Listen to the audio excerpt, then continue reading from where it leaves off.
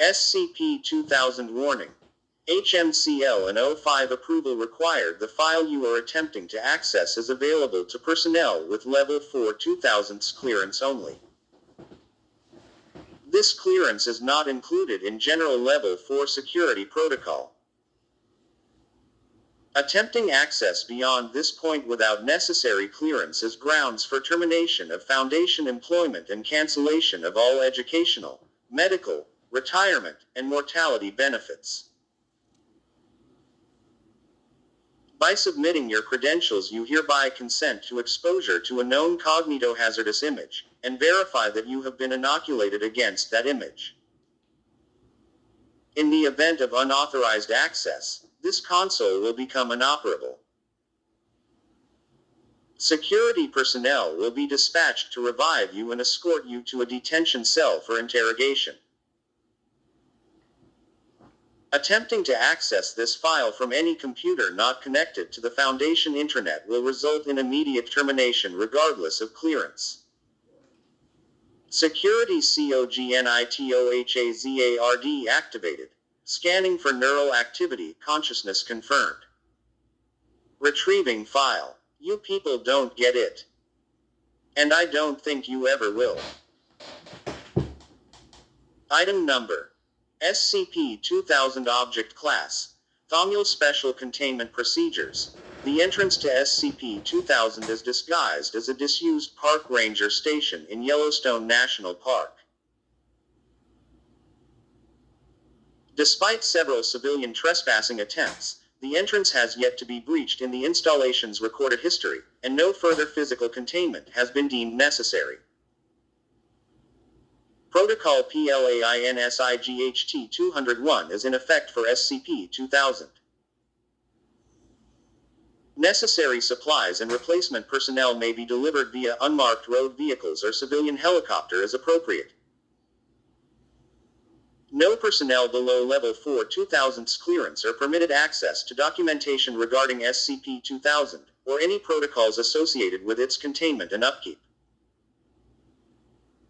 No personnel below Level 5 2000's clearance are permitted access to SCP-2000 below Sub-Level 3. All personnel assigned to SCP-2000 must submit to a neural archetype scan on a monthly basis. Personnel stationed on-site must submit to weekly scans, to be stored locally. Level 4 2000's personnel or above stationed on-site are not permitted to leave Yellowstone National Park during the course of their assignment.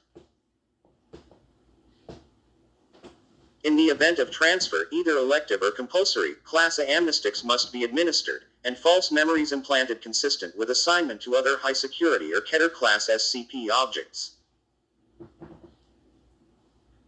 Additional personnel may be assigned to SCP-2000 and granted temporary Level 4 2000's clearance at the discretion of the item's HMCL supervisor. Currently Drive. Charles Gears and O5 Command. The exterior surface of SCP-2000 is surrounded by Scranton Reality Anchors, SRAS, every 20 meters, arranged hexagonally, to prevent incursion by hostile anomalous interference. Each SRA's function must be checked semi-annually and replaced as necessary. Technicians servicing SRA components may reference document SRA 033, Reverend 1.0.7. 5 Xiank Anastasakos Constant Temporal Sinks XACTS, capable of maintaining stable tachyon flux across the expanse of the facility, maximum output rating at 100 W each, have been installed and are to be maintained monthly. Technicians servicing XACTS components may refer to document XACTS 864, Reverend 1.3.0. One pseudo-Riemannian manifold has been initiated at the entrance to Sub-Level 4, and must remain open at all times. In the event of the manifold's failure, procedure Dead Euclid 101 is to be executed immediately. Other non-anomalous life support and utility systems may be maintained in accordance with Standard Foundation Maintenance Protocol, Section 101.5 Mission Critical Components.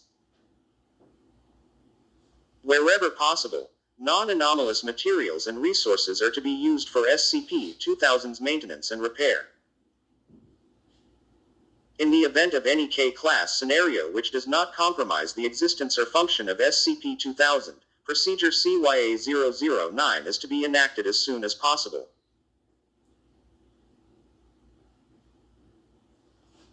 Remaining Foundation installations globally are to monitor the scenario as it unfolds, preserving what material resources are possible under the Ganymede Protocol until such time as all remaining sites respond. All clear to SCP-2000 queries as defined in Document 2000-XKAC-1.9. Upon receipt of all clear code, Procedure Lazarus 01 is to be implemented. Administrator note: I want this on permanent record, and I don't rightly care if you think it's an insult to your intelligence. Some things are just this important. This device is absolutely not an excuse to let down our guard or take greater risks with SCP objects or cross-test them or whatever you might have in mind. Primary containment is still our best chance at survival, otherwise there would be no reason to make the cover-up so extensive. We can only suspend God's disbelief so many times before the universe just says, no. And considering what we've had to deal with in these past few decades, we may have passed that point already. Former Administrator Drive. William Fritz description: SCP-2000 is a subterranean Foundation installation originally constructed sometime in the last redacted years for the purpose of reconstructing civilization in the event that a K-class end of the world scenario could not be averted in time to prevent humanity's extinction or near extinction. Since its inception, SCP-2000 has been activated at least twice. Foundation records regarding SCP-2000's construction and history prior to this assumed first use have been lost. Whether this information blackout is the result of accident or design is impossible to determine.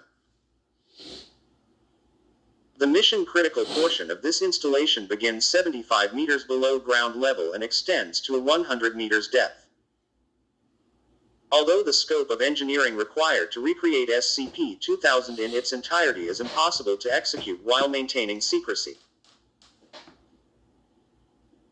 All subsystems of SCP-2000 have been successfully reproduced in laboratory setting. The installation and all procedures involved in its upkeep are mundane in nature. See Document 2000 SSX for information regarding esoteric Foundation technologies necessary for SCP-2000's function. Primary power for the facility is a liquid fluoride thorium reactor, LFTR, rated for 1 gigawatt total output, with a reactor life of 70 years at maximum capacity. A geothermal generator has also been installed to take advantage of the region's volcanic activity. This generator is capable of powering the facility in standby mode indefinitely. SCP-2000 also contains water treatment facilities, air purification and recycling systems, hydroponic production wings, and housing necessary to permanently sustain up to 10,000 personnel. To fulfill its primary mission, SCP-2000 includes 500,000 bright, Zarshan hominid replicators BZHR. At peak capacity, SCP-2000 is capable of producing 100,000 viable, non-anomalous humans per day, with a warm-up period of 5 days. Utilizing an underground Riemannian transit pipe to collect raw material from various hot springs and underground magma flows in the area, and a computer memory bank housing data on all known human alleles. This system is capable of recreating any lost human genome or generating as many new and unique genomes as necessary to repopulate human civilization. Researcher note: use of the BZHR system is currently suspended outside of maintenance testing and emergency situations. CYA-009 is still go. Possible hostile incursion is still being investigated, and this database is proving particularly difficult to debug. We're still seeing a distribution of congenital and genetic defects far above baseline numbers. Right now, I can only guarantee about 60 to 75% viability in new specimens. See Addendum 2000-1. Dr. Christopher Zarshan MD, Biotech Research and Development. You can't bring them back. Humans produced by this process can be advanced to any age desired without extending the 5-day incubation period. In addition to construction features, the BZHR also has the ability to implant memories by administration of Class G hallucinogenics and developmental hypnotherapy. Life histories, neural archetype scans, and genomes of many Foundation personnel, including all personnel of Level 4 2000's clearance and above, are maintained to ensure that SCP-2000 may be activated and Procedure Lazarus-01 can be initiated by as few as one surviving human. After the implementation of the Ganymede Protocol, indicating a failure of the Foundation to prevent a K-class scenario, SCP-2000 security systems will unlock, allowing any Foundation employee to initiate Procedure CYA-009. If, after 20 years, SCP-2000 remains inactive, security will be relaxed further, allowing any non-anomalous human being to access the facility and initiate the procedure. Once activated, SCP-2000's internal monitoring systems will attempt to locate all personnel of Level 4 2000's clearance and assess their condition. Mission-critical personnel not found will be replicated using the most recent neural archetype scan on file, and awakened prior to the initialization of any other systems. Did you catch that? After these personnel are revived, security locks will resume normal function. For a complete list of contingency options available, Level 5 2000's personnel may access Document 2000 CYA-09. Note that receipt of the all clear code as defined by Document 2000 XKAC-1.9 may be waived only if all other Foundation facilities have been rendered inoperative. Otherwise, security and MTF elements revived under Procedure CYA-009 will be dispatched to all remaining Foundation facilities to confirm their function and the integrity of local reality.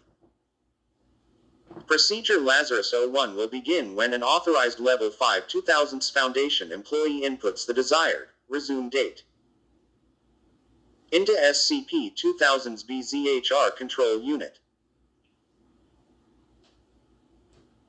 Available units will then begin production of prominent political and cultural leaders of the time period using descriptions, genetic information on file, as well as replication of a global populace consistent with the chosen time period. Most of SCP-2000's floor space is dedicated to storage of building materials, construction equipment, factory machinery, agricultural equipment, and computer database storage. In addition to infrastructure concerns, a wide cultural base with copies of thousands of famous works of art, music, literature, and a full backup of the World Wide Web are kept on site in the event that other repositories are destroyed. HMCL Note. Discovered this note in previous iteration records at Lazarus-01 conclusion. Researcher Note. If we ever have to do this again, do not set the resume date further back than 20 years before the event. Not only can we piggyback on a lot of undestroyed structures if we do, but it will make continuity a lot easier to resume. Redacted, years is too many. We're straining personnel such as it is without having to rebuild to chronological specifications just to save time on the population and agricultural demands. Besides, how much of the 20th redacted centuries do we really want to rewrite, and how many times? Isn't one Great War hard enough to keep track of? Dr. Henrietta Eisenhower, historian. My tenure as SCP-2000's HMCL will honor this request. Currently pursuing official documentation update to account for this change. 2 world wars is plenty. We do not need to hazard a third. Dr. Charles Gears, HMCL Supervisor, you've already failed. The first replacement humans housed off-site must necessarily be informed of SCP-2000's existence and function as they are being created. This strategy allows newly constructed humans to assist in reconstruction and recolonization efforts directly, and skill sets appropriate to reconstruction have been pre-selected for increased prevalence in the first 5 million individuals produced. As global population increases, the process of diaspora and reconstruction will accelerate geometrically, allowing economic and agricultural infrastructure to recover as quickly as possible. While it is feasible that some replacement humans will not survive the initial renovation period, such individuals can be recreated indefinitely until all major population centers and Foundation facilities have been completed. Foundation administrative assets during this period will focus on the falsification of dendrochronological, astronomical, and radiometric dating records necessary to maintain the appearance of historical continuity. Please see Document 2000 Retcon vs 2.3.3 for details. In the event that significant portions of natural habitat are also destroyed prior to the project's completion, refer to Document 2000 ONTIR-V 3.0 for approved rapid regrowth methods. It is estimated that the world population, manufacturing capability, agricultural production,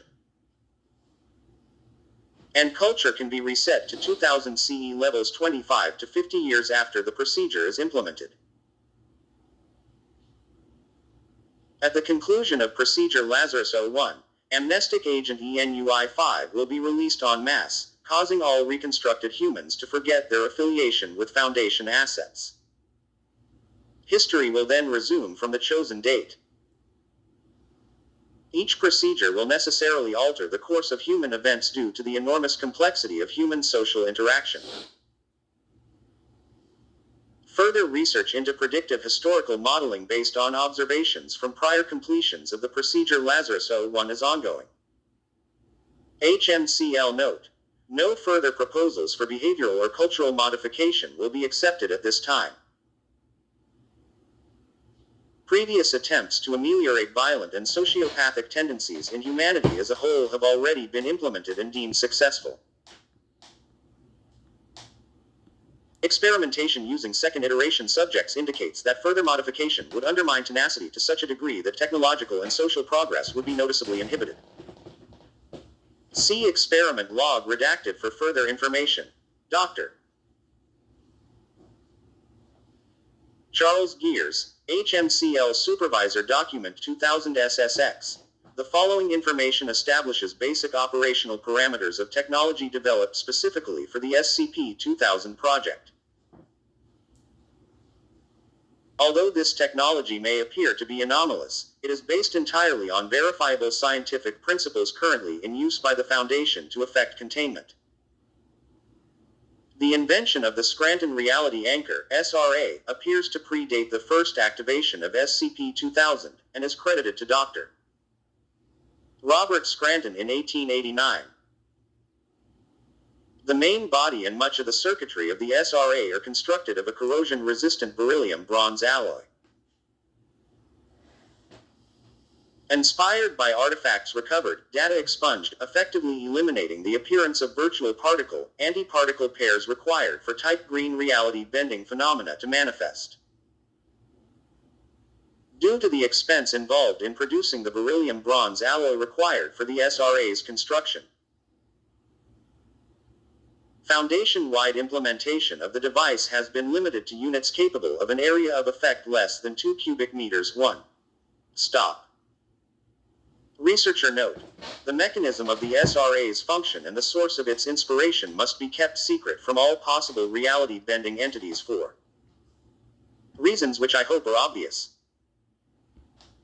Only qualified Level -6 2000's maintenance technicians have been cleared to access this documentation. If any member of SCP-2000 staff reveals to you that they are a Level -6 2000's maintenance technician, please report them to O5 Command so they can be reassigned and submitted to amnestic therapy immediately. This is not a punishment. It is a legitimate safety concern. If these devices are ever compromised, Satu is our lifeboat. Dr. Lowell Henry Piedmont, Esoteric Containment. The Xiank Anastasako's Constant Temporal Sink XACTS is a device designed to stabilize the flow of causality across a given field of effect. XACTSs use high-power electromagnetic radiation in the radio band coupled with a tachyon field emitter, to create a permeable event boundary, allowing organic and electrical systems to pass through unaffected while maintaining a static causal environment. In other words, temporal anomalies which might normally prevent SCP-2000 from being constructed will have no effect, so long as at least one XACTS remains in operation. There are no plans to implement Foundation-wide use of XACTS devices. Researcher note: temporal sinks can be useful for a lot of things. Containing SCP objects for which you need 1 second to last 300,000 years is a good example. Holding a point of reference constant during temporal repair missions, so that you can meaningfully record your progress and undo serious mistakes is another. But natural causal relationships are flexible in a way the human mind is not equipped to deal with meaningfully, and creating more than a small handful of isolated static causalities will do more to damage temporal integrity than secure it. XACTS will not be implemented Foundation-wide. Yes, we have tried it during a past iteration. No, further inquiries into the results of that attempt will not be accepted. Dr. Thaddeus Xiank, temporal anomalies stop. The use of a pseudo-Riemannian manifold allows SCP-2000's floor plan to extend into negative depth, providing 10 square kilometers of floor space. Original documentation on this system's construction prior to previous SCP-2000 activations has been lost. While this phenomenon has traditionally been indicative of spatial anomalies, it is the determination of Drs. Robert Boyd and Tristan Bailey that the manifold entrance is consistent with an advanced implementation of modern physics. 3. This negative space is maintained via a non-gravitational singularity generated through focused redacted particle emission across the manifold's desired entrance. In the event of the singularity's failure, the installation will remain intact in isolation and will not suffer structural collapse. Recreation of the manifold is estimated to take less than 10 hours if Protocol Dead Euclid 101 is enacted immediately after failure. The isolated portion of SCP-2000 will remain operable and inhabitable for up to 36 hours after the manifold fails, and is recoverable indefinitely. Addendum 2000-1.